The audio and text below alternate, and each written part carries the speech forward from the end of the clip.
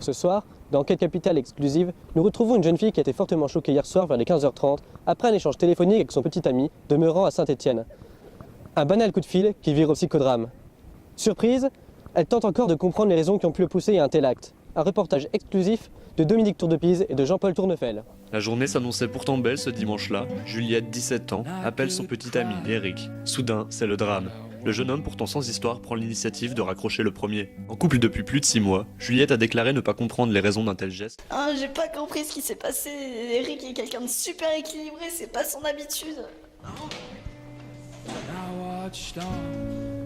Du côté du jeune homme, qui a refusé dans un premier temps de répondre aux questions des journalistes, c'est la famille qui s'est exprimée.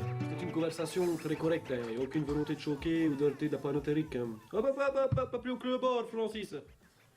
Ça va qu'Eric c'est un garçon très gentil, ma foi. Et nous autres, on pensait quand même incapable de faire une chose pareille. Hein. Selon les enquêteurs, il semblerait surtout que le garçon n'ait fait qu'exécuter une demande de Juliette. Mais pourquoi avoir agi si cruellement? Était-ce accidentel ou Eric aurait-il agi sans aucun état d'âme?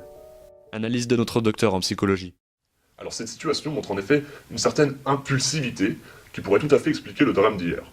On peut considérer que dans un cas de manque de cohérence transitionnelle au sein d'un couple comme celui-ci, la faute de l'un des protagonistes peut en effet causer un point de non-retour. Dans l'immédiat, la jeune fille a préféré demeurer proche de sa famille et annoncer qu'elle ne ferait pas d'autres déclarations à la presse.